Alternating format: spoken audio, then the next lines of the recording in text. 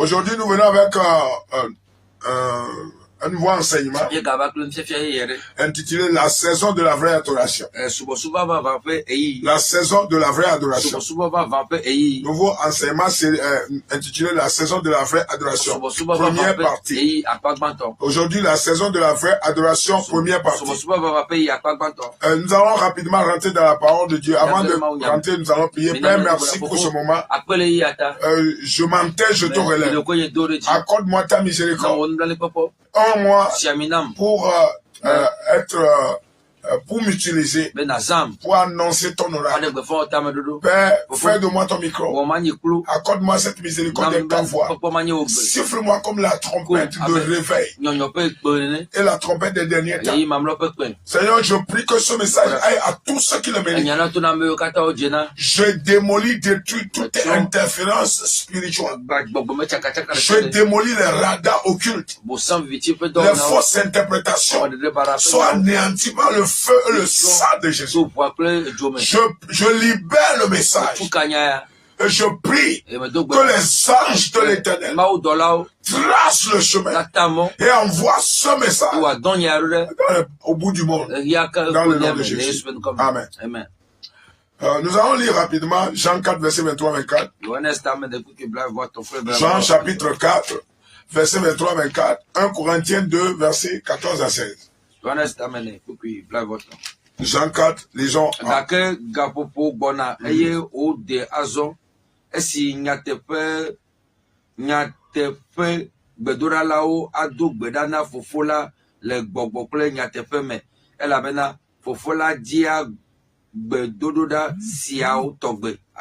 Amen. Jean chapitre 4, verset 23-24. Mais l'heure vient, et elle est déjà venue, où les vrais adorateurs adoreront le Père en esprit et en vérité. Car ce sont là les adorateurs que le Père demande. Amen. 24. Dieu est esprit, et il faut que ceux qui l'adorent, l'adorent en esprit et en vérité. Amen. Amen. Amen. 1 Corinthiens chapitre 2, verset 14 à 16. Amen.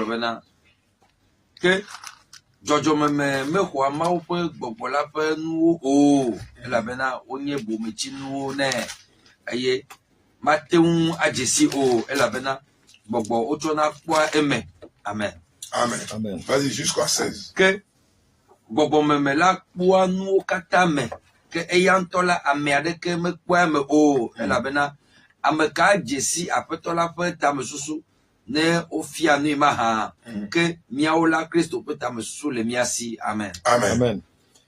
Mais l'homme naturel ne reçoit pas les choses de l'Esprit de Dieu, car elles sont une folie pour lui, et il ne peut les connaître, parce que c'est spirituellement qu'on en juge.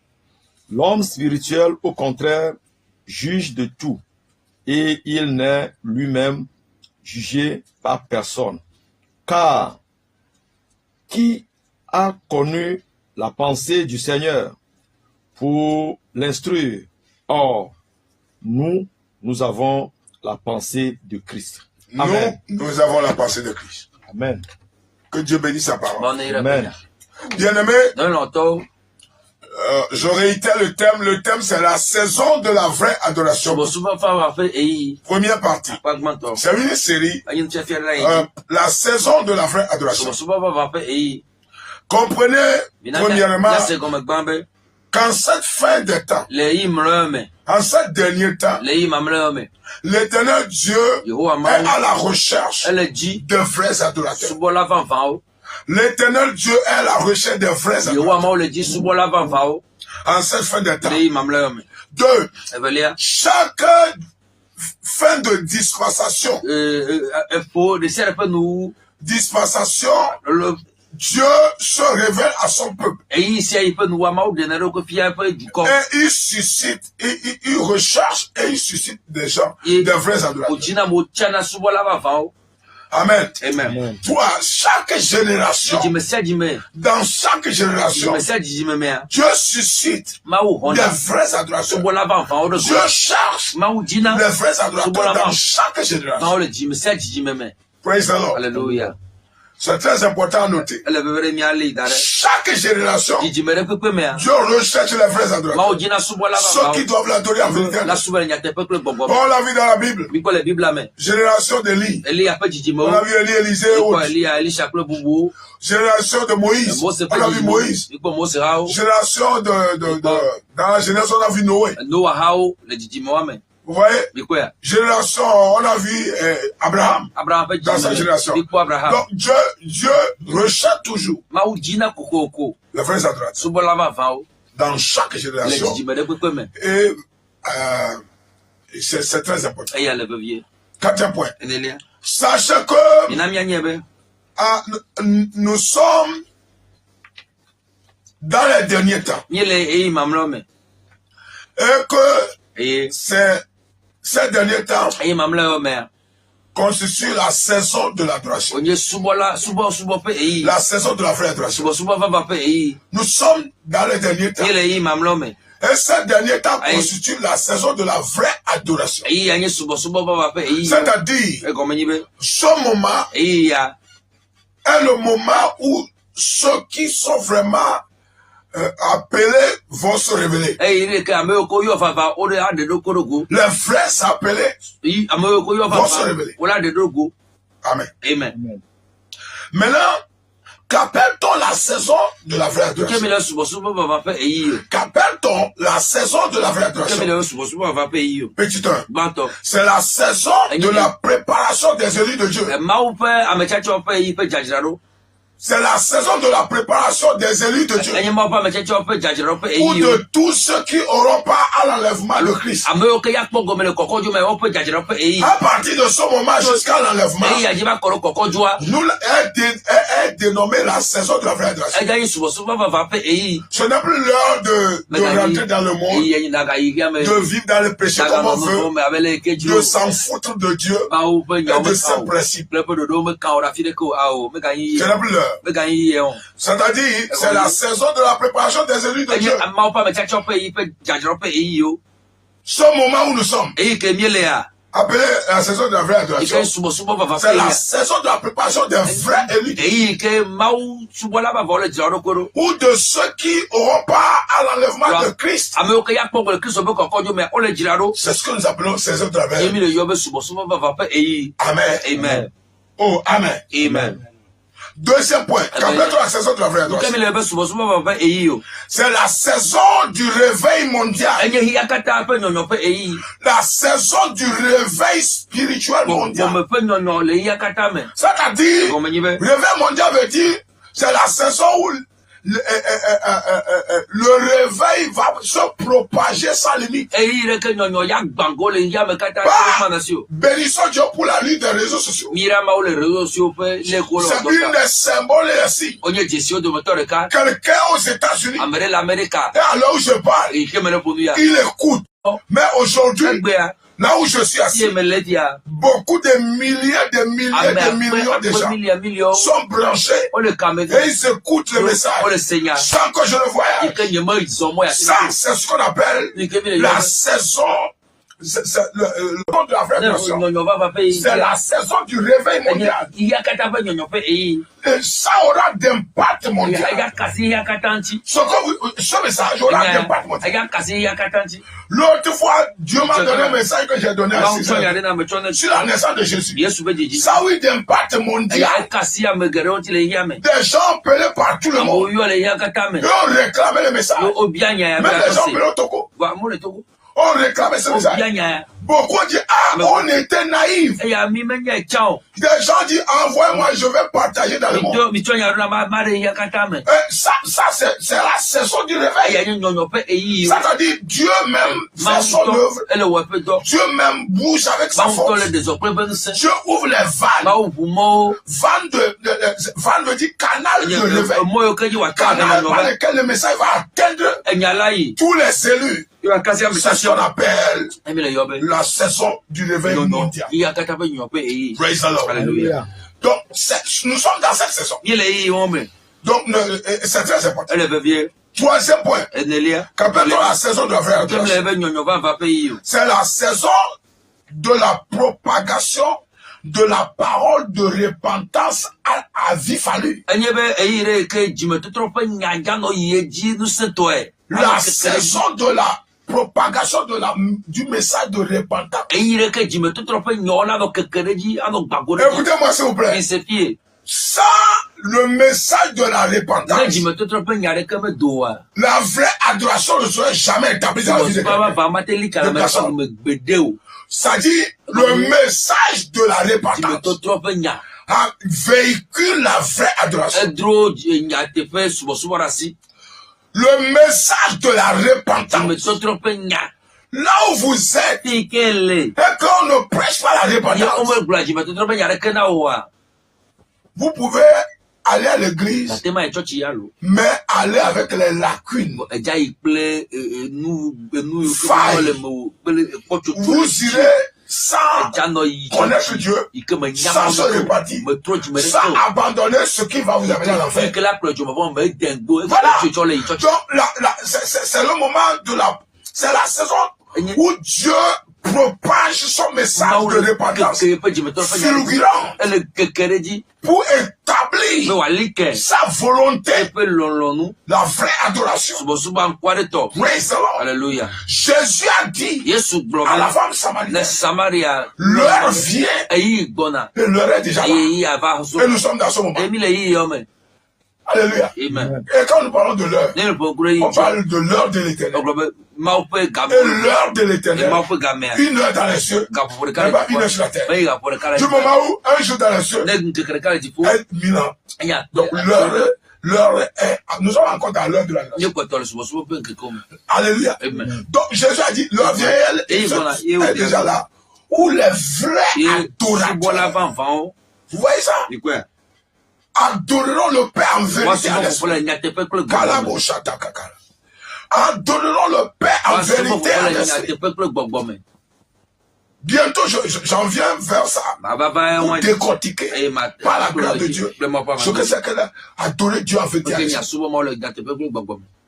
Donc, c'est ça ce que nous appelons la saison de la vraie adoration. C'est la saison où vous allez voir le message le plus puissant qui touche directement le corps, le caractère, l'attitude, la pensée, la mentale, mauvaise mentale. Parfois, tu vas te dire, mais qui a parlé à ce monsieur?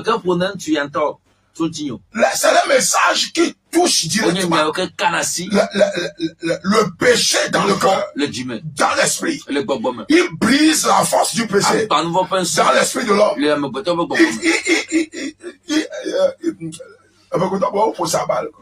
Il brise, il détruit la force du péché. Paralyse l'autorité du péché dans le corps de l'homme. C'est ça qu'on appelle le message de la repentance. Quand la repentance, le message de la repentance, il affaiblit la force du péché dans la volonté de l'être humain.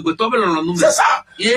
Quand le message ne peut pas briser le coup décapiter le péché, Là, ce n'est pas encore la repentance. Si quelqu'un va écouter un message de repentance, et que son péché s'aggrave, soit ce dernier ne l'a pas écouté, ou bien l'a rejeté. Mais s'il accepte le message, je vous dis que ça va transformer sa vie. Amen. Amen. Parce que l'homme a un libre arbitre qui doit faire le choix. Je vais accepter, je rejette. Praise the Lord. Alléluia. Amen. Amen, amen. Quatrième point. Rappelle-toi la saison de la vraie droite. C'est la saison où ceux qui périront s'enfonceront dans le péché ou dans le mal. C'est la saison où ceux qui rateront l'enlèvement seront sourds au péché, aux remarques, aux conseils, aux messages. De quoi même s'élèveront contre le message. Ils se mettront en colère contre la parole de vérité afin de s'enfoncer dans la profondeur de la perdition. C'est la saison où ceux qui périront s'enfonceront dans la vie pécheresse ou dans le mal. Et ceux qui seront sauvés reviendront à la vérité. Je répète, la saison de la vraie adoration, c'est la saison de démarcation. C'est la saison où ceux qui périront s'enfonceront dans la vie pécheresse. Et ceux qui seront sauvés reviendront à la vérité. Ils vont regretter leur vie. Ce que je fais, je ne savais pas. Ce que j'ai fait, je regrette. Ça, c'est un élu. C'est un enfant de Dieu. C'est un signe que c'est un enfant. C'est un brebis. Jésus dit, je connais mes brebis. Ils me connaissent, ils écoutent ma voix. Le brebis, quand il écoute le message de Dieu, il sait que ça c'est Dieu qui parle. Ça c'est la vérité. Ça ce n'est pas du bluff. Et il accepte avec quelle que soit la chaleur et l'intensité de l'esprit. Praise the Lord. Alléluia. Dans Romains 12, Romains 2 versets 11 et 12. La Bible dit, il y a, devant Dieu, il n'y a pas de favoritisme. Pourquoi? Le verset 12 dit, tous ceux qui ont péché sans la loi périront sans la loi. Je parle du Dieu Tout-Puissant qui parle. Tous ceux qui ont péché sans la loi. Ça, nous sommes dans cette saison où ceux qui ne connaissent même pas la loi, ils s'enfoncent dans la perdition.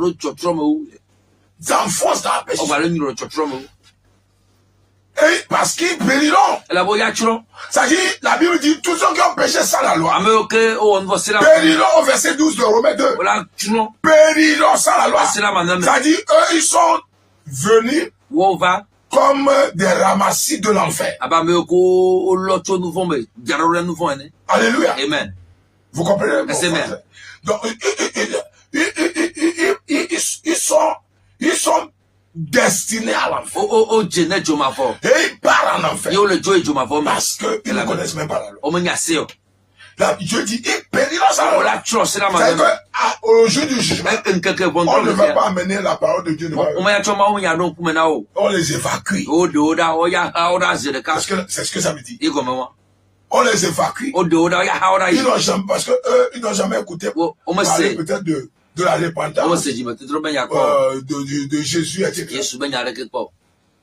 Il y a des gens comme ça dans ce monde. En Asie, dans de vrais villages reculés. Alléluia. Amen. L'œuvre même n'a pas encore commencé. C'est maintenant qu'on va commencer. Parce que quand nous allons dans les villages, nous saurons que l'évangile n'a pas encore atteint le maximum. Alléluia. Amen. Je bénis Dieu pour ces méthodes qu'il déploie. Il y a des gens actuellement au village qui écoutent le message.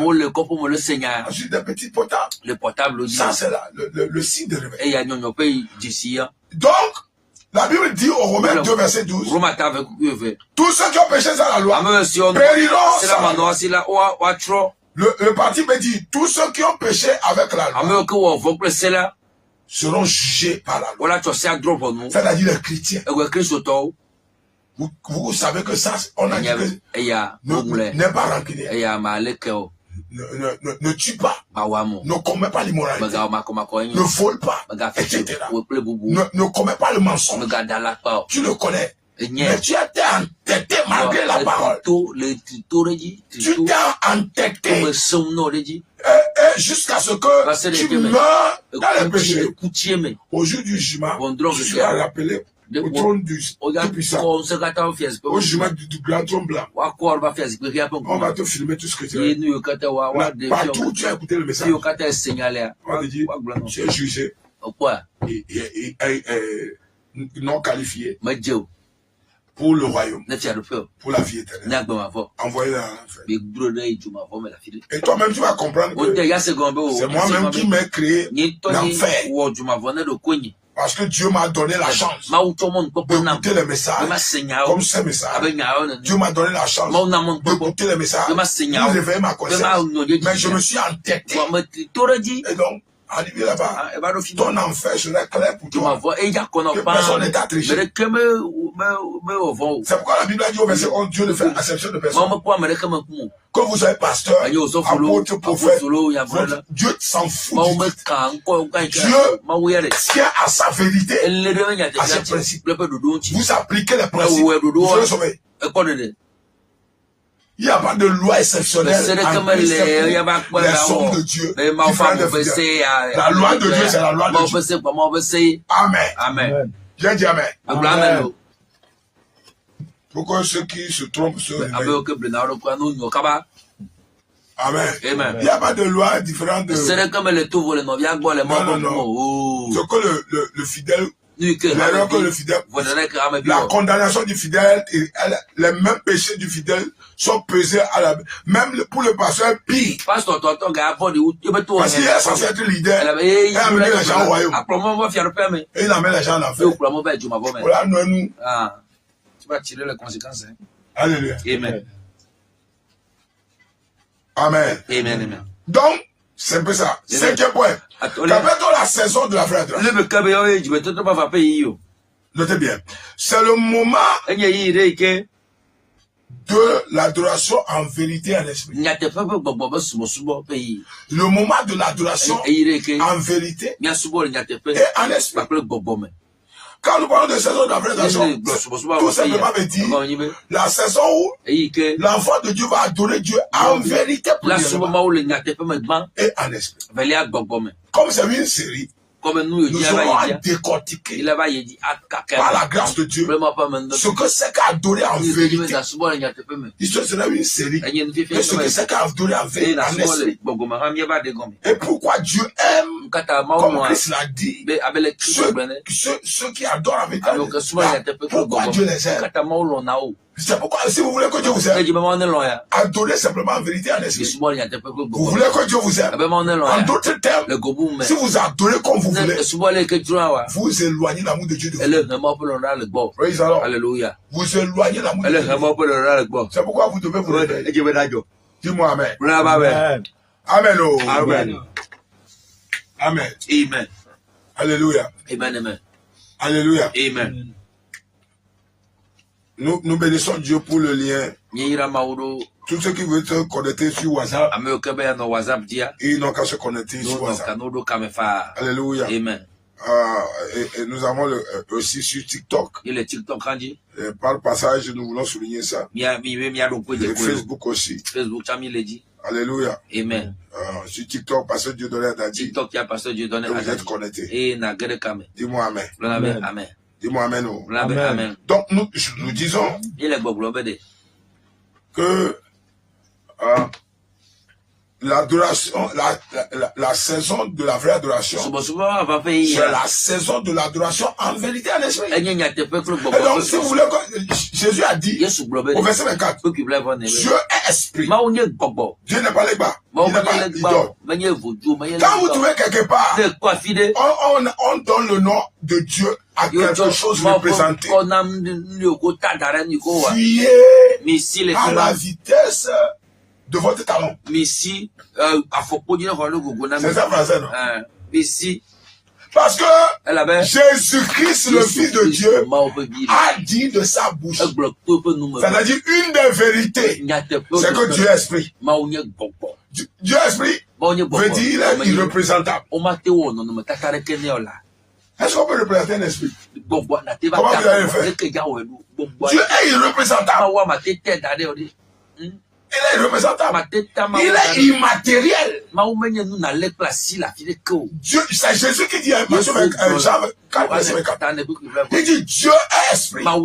Quel Dieu adorez-vous? Dieu est représenté par un caillou, par une personne, par une personnalité. Je vous garantis que vous n'êtes pas encore en adoration. En vérité, à l'esprit. Ça, c'est le chemin de l'enfer. C'est le chemin de la perdition. Répondez-vous avec le chemin. Ne respectez pas une église jusqu'à périr. Respectez la parole de Dieu. Respectez Dieu et sa parole. Ne respectez pas une confession religieuse pour périr, pour vendre votre âme à l'enfer. Respectez la parole de Dieu afin de sauver vos âmes. Amen. Amen. Vous comprenez ça? Il y a des gens qui sont accros aux religions au lieu d'être accros à la vérité. Vous comprenez? Quand je vais mourir dans quoi, on s'en fout de là où tu veux mourir. Mais est-ce que ce que la Bible dit, est-ce que vous l'aimez, vous pratiquez? Jésus a dit, Dieu est esprit. Point. Esprit veut dire quoi? Invisible, immatériel, irreprésentable. Donc quand quelqu'un, on vous présente quelque chose, ça là même se fait plus en Asie et en Afrique. Que les vieux, que les quoi, que l'oncle qui est mort, qu'il réclame qu'on lui fasse libation, etc. Alors que la Bible dit, il n'y a pas de relation entre les morts et les vivants. Ecclésiaste 9, verset 5 et 6. Donc aujourd'hui, Dieu est esprit. Point. Vous voulez adorer Dieu? Rentrez dans le monde spirituel. Activez votre esprit. Votre spirituel. Et on va venir là-bas. Comment activer sa spiritualité? Premier, c'est prier. Être en communion avec Dieu. Deux, lire la parole de Dieu. Aucune personne ne peut être spirituelle. Montrez-moi un homme spirituel. Je vais vous montrer quelqu'un qui lit la Bible, qui prie, qui mène une vie de droiture, de sainteté, d'intégrité. C'est ça un père spirituel. Sans ça, vous n'êtes pas spirituel. Quelqu'un qui devient gaou de lui-même. Bon, c'est français ivoirien. Quelqu'un qui devient Chanel. Et il cherche que le monde. Il croit pas le monde. Et il oublie que Dieu doit être à la première place. La spiritualité est partie. Il est parti. Puisque Matthieu 6:33 dit, cherchez le royaume des cieux. Premièrement, ça c'est la spiritualité. Ça, c'est devenir un homme spirituel. Ce verset nous appelle à devenir des hommes spirituels.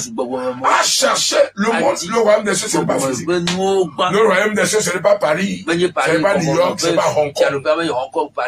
Ce n'est pas Berlin. C'est spirituel. Ce n'est pas New York. C'est pas Washington. C'est pas Californie. C'est spirituel. Et donc, quelqu'un qui veut être spirituel doit être dans le royaume des cieux.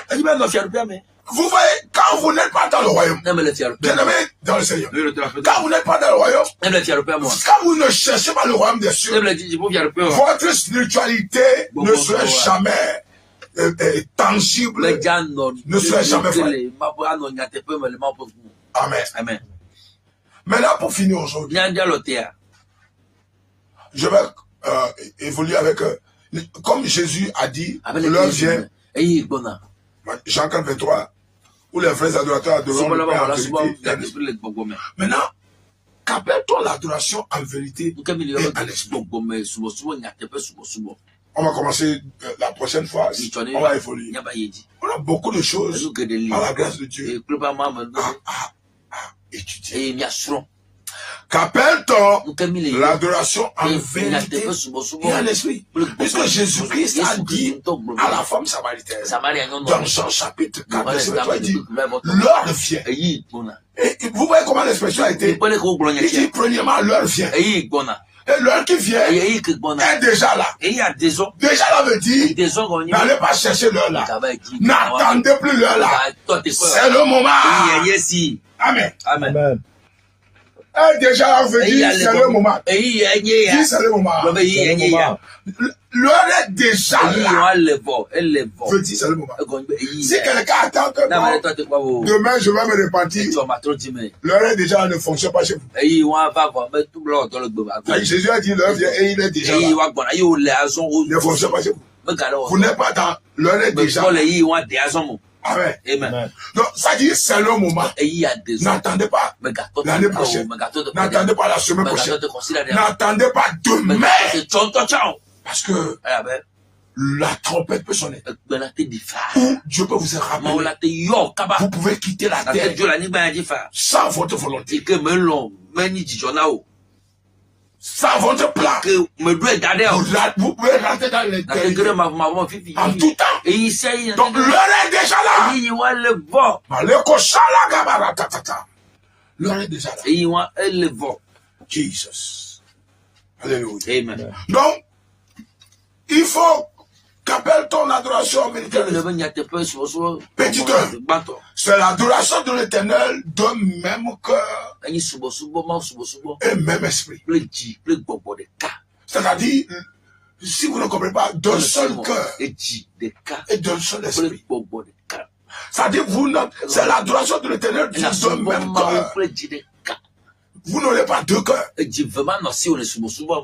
Un seul cœur. C'est-à-dire, quand on cherche Jésus, on le trouve dans vous. Et on ne trouvera plus d'autres choses. Quand on cherche l'esprit, le Saint-Esprit, il est dans le cœur. On ne trouvera plus un autre esprit. Le Saint-Esprit et l'esprit de mensonge ne sont pas dans mon cœur. Le Saint-Esprit et l'esprit d'ivrognerie ne vont pas démêler ensemble. C'est ce qu'on appelle adoration avec l'esprit. Un même cœur, seul cœur, même cœur et même esprit. C'est ça l'adoration américaine. Alléluia. Amen. Quand on rentre dans votre cœur, on ne trouvera que Dieu, sa parole, son royaume, son esprit, son amour, son obéissance, sa recherche. En vous, rien que Dieu et ce qui le concerne. Ça, c'est adorer l'Éternel de même cœur. C'est-à-dire, vous n'avez que le cœur là. Un seul cœur. Un seul cœur. Vous êtes parmi les gens. Vous êtes unis à l'adoration. Judas n'avait pas adoré avec le même cœur. C'est là où le diable a volé. Ceux qui n'adorent pas avec le même cœur sont facilement dérobables par l'ennemi. Il va commencer à trouver d'autres raisons et défis. Praise the Lord. 2. Qu'appelle-t-on l'adoration en vérité à l'esprit?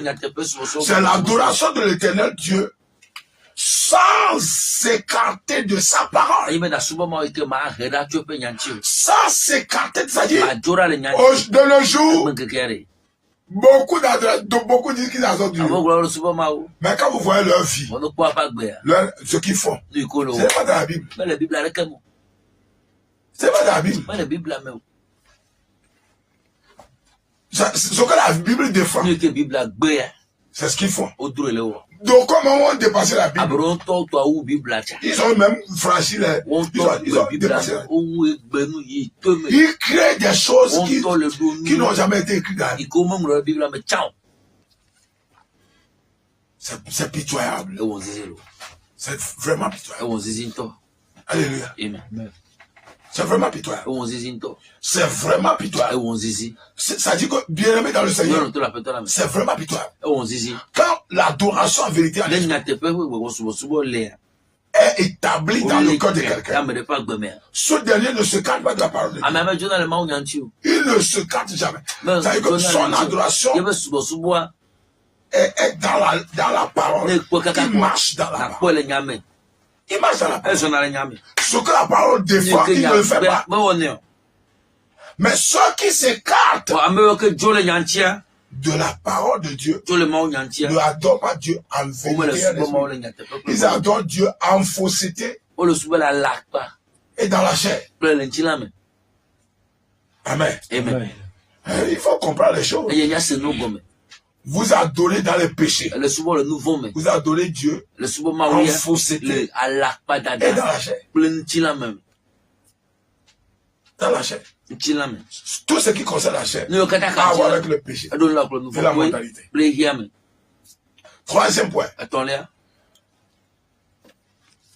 Qu'appelle-t-on l'adoration en vérité en esprit? L'adoration de Dieu en vérité en esprit. C'est adorer l'Éternel avec la pensée de Christ. La pensée de Christ.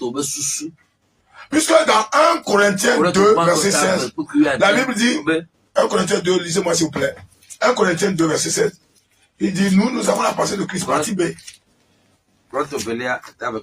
Verset 16.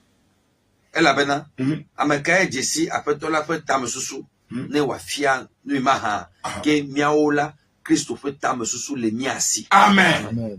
Car qui a connu la pensée du Seigneur pour l'instruire? Or, nous avons la pensée de Christ. Nous avons la pensée de Christ. Je prie et je prophétise. La grâce pour avoir la pensée de Christ est relâchée sur vos vies au nom de Jésus. Recevez la grâce pour avoir la pensée de Christ, afin de marcher dans la mentalité de Christ. Au nom de Jésus. Amen. C'est-à-dire, la vraie adorer en vérité, c'est adorer l'éternel Dieu avec la pensée de Christ. Adorer Dieu avec la pensée de Christ veut dire quoi? Ça veut dire que ce que Jésus ne peut pas faire, je ne le ferai pas. Très simple. La pensée de Christ. Christ n'a jamais désobéi Dieu. Même au Gethsemane, il a dit, ma chair est contre, mais mon esprit est disponible. Que ta volonté soit faite. Il a payé le prix d'exécuter la volonté de Dieu. Malgré la chair lui imposait que je souffre. Je vais souffrir. Je souffre. Ou je vais souffrir. Certains parmi vous, votre corps manifeste la souffrance. Parfois, les informations que vous avez, vous disent que très bientôt, le corps va souffrir. Par exemple, on vous annonce un jeûne de 21 jours, 2 jours, 3 jours. Ça annonce que le corps va souffrir. Donc, Christ, malgré la souffrance du corps, a obéi à son Père. Mais donc, les chrétiens d'aujourd'hui, qui refusent la maternité de Christ, ils disent on va jeûner. Jusqu'à 10 heures, il commence à consommer la consommation de désobéissance. Il commence à consommer la désobéissance. La désobéissance. Il consomme la désobéissance. Le repas qu'il consomme s'appelle désobéissance. Parce qu'ils ne sont pas prêts à obéir aux instructions divines. Jésus a obéi. La Bible dit qu'il a la pensée de Christ. Parce que Christ peut avoir haine aux chrétiens, aux enfants de Dieu. Vous avez la haine aux gens. Vous n'avez pas encore la pensée de Christ. Et si vous n'avez pas encore la pensée de Christ, est-ce que vous êtes sûr que vous avez Jésus en vous? Ça, c'est à revoir. Christ en nous, l'espérance d'une gloire. Il dit, nous avons la pensée de Christ. Quelqu'un qui a la pensée de Christ agira comme Christ. Vous comprenez?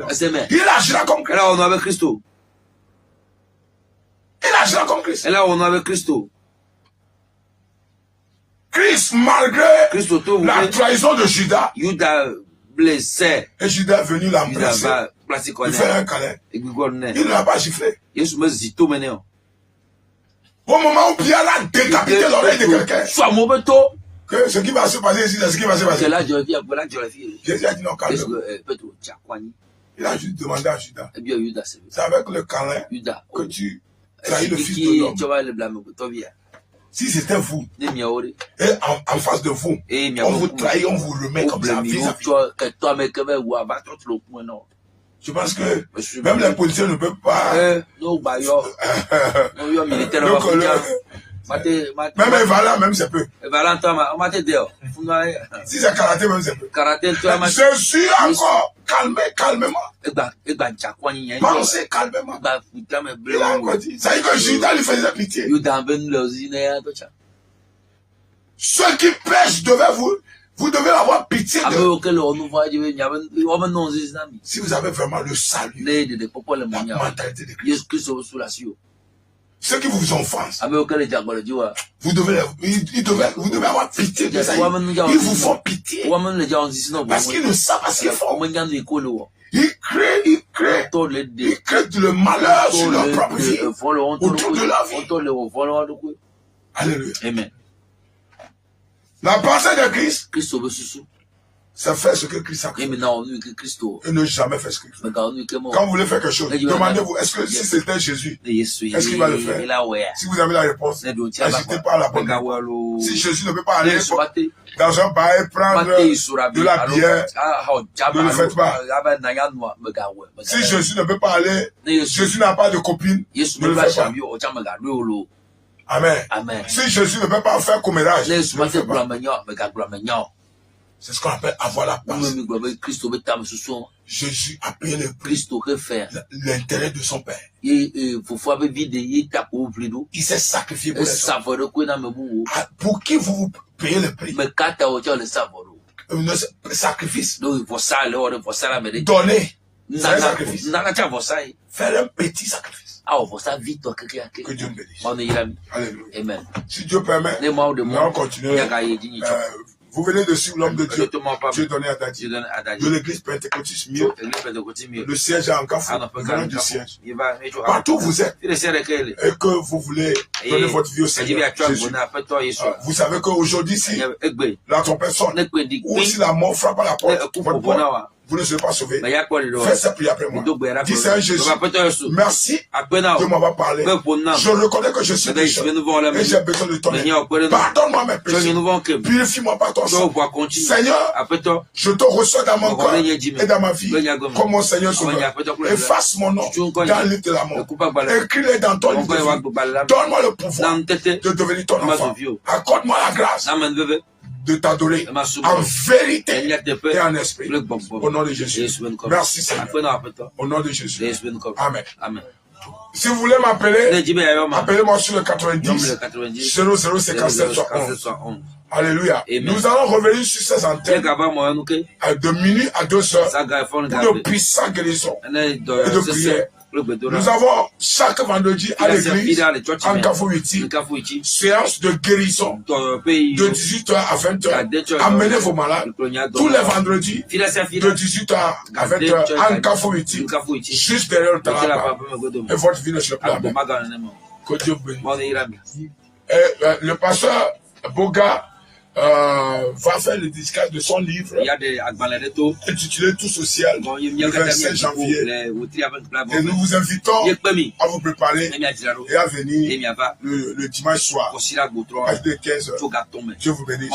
Shalom. Si Jésus ne vient pas, au nom de Jésus.